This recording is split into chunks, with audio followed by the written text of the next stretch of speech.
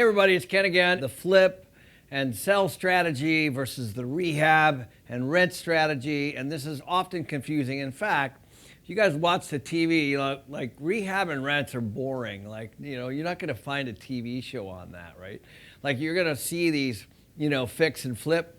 The problem with fix and flip, because I did this early on in my career, so oftentimes I look back, I don't know how you guys are, but I look at like my mom's house. What did my mom pay for her house, right? It's like 20 grand or something. She's still in that same house. Well, the thing is I'm like, oh, I wish I would have kept that house that I bought 10 years ago, 20 years ago, or the duplex or the fourplex or all the units that I sold back in the day, they're worth double, even triple and the rents have gone up over time and the values have gone up over time. And the problem with flipping, because I did this, is that you just have to do it again. So now, it is a strategy and it's a great way to make money. So sometimes you can flip into buy and holds. So, I'm not trying to say don't do it, but if it's your sole strategy, why would you work so hard trying to identify properties, fix them up, and sell them, only to have to do it again? Because it's like musical chairs. At some point, the music stops, and then you're stuck with whatever you're stuck with. So I'm going to walk through kind of my view on this, and really the goal is to generate some kind of financial freedom. So let's get into the flip versus sale and the rehab versus rent scenarios. So here's the traditional flip versus sale. And if you guys know, it's like buying a house for $100,000, $200,000, $50,000, wherever you are, it doesn't really matter, and selling it for more. And I've done this, by the way. I did this on 2,000 units in Las Vegas in the early 2000s. So I do understand the difference.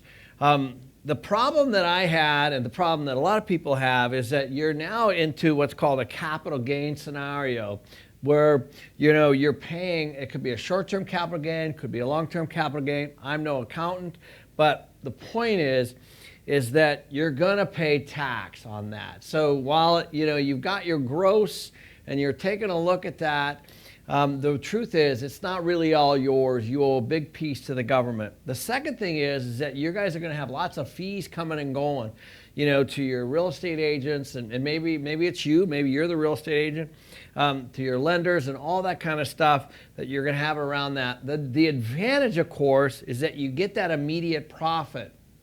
But really, if you do this 5 or 6 or 7 times in a year, or perhaps even more, I know guys that are doing this a lot more, you really need to be able to take at least 20, 30, 40% of that money and escrow it for the government, because it's not yours, essentially.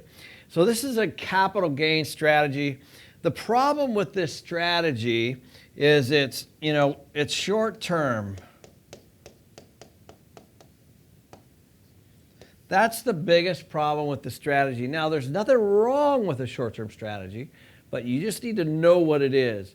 And so if you sell everything, which is exactly what I did in Las Vegas in 2005 and 2006, then you basically have made a bunch of money and you have nothing to do, because the market changed a lot. As you know, what happened in 2007, 2008, the bottom fell out. And now, so we had a bunch of cash, and thank God we didn't have a bunch of the properties, because some of the properties that we thought we had a lot of profit in, we didn't. What I really call this is what we call it busyness. Not a business, but busyness. And so you only as good as your next deal and your next deal and your next deal and your next deal. And you really have to have good accounting. You just need to understand this is a very short-term strategy. And I think when you start out, not a bad strategy, but you just got to know that what we're really trying to do is get over here to the rehab and rent category. It's not as sexy. You don't get to take all the profit, but you're also not paying the tax. So let's walk over here and talk about that. Hey everybody, Ken McElroy here. I'm excited to announce the release of my newest master course, Buying Your First Rental Property. Whether you're new to real estate or you want to revisit the fundamentals, this course will take you to the next level. It will give you the tools and the knowledge to help you achieve long-term success. So click the link below and let's get started.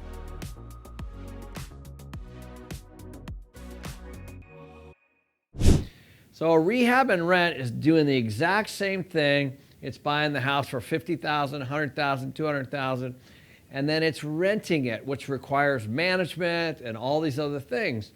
But what you're trying to do is you're trying to have enough rent to cover your mortgage and all your operating expenses, okay?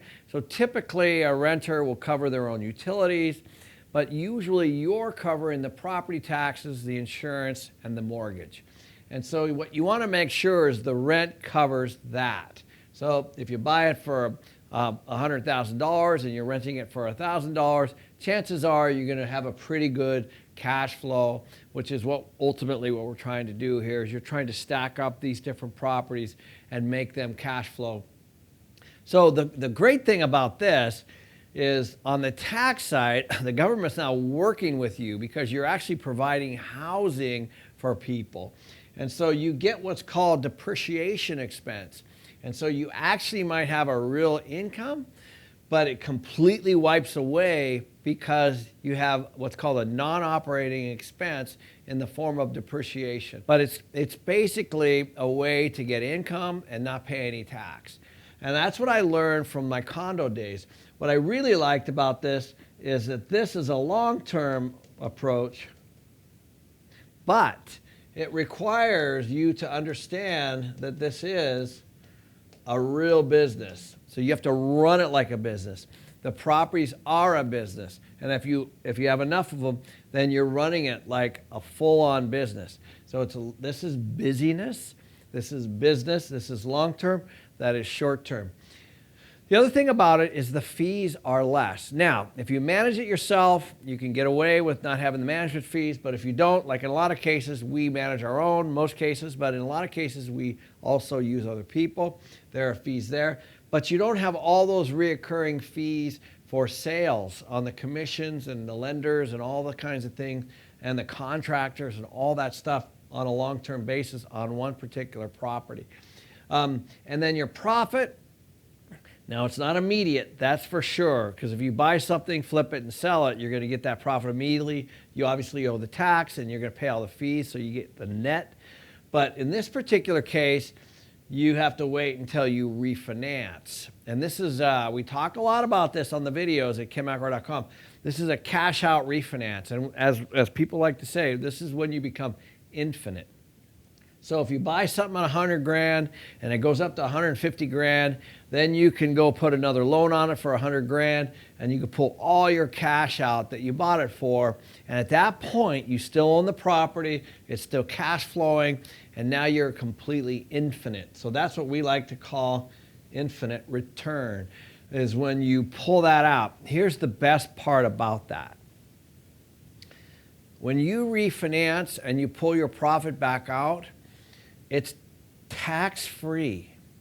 And the reason that it's tax-free is because it's a loan. You're actually borrowing money against the original money that you borrowed.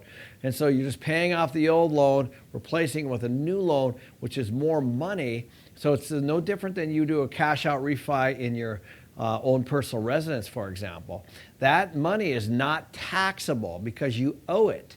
And so you get the cash, and you can buy another one, and you can buy another one, and you can buy another one. And so that, to me, is a better model. This takes a lot longer. It's an actual full business. It's a longer-term play on real estate investing. But what you're trying to do is you're trying to develop cash flow, repeatedly reoccurring cash flow over a long period of time so that you can get out of the rat race and be financially free. So thank you for watching.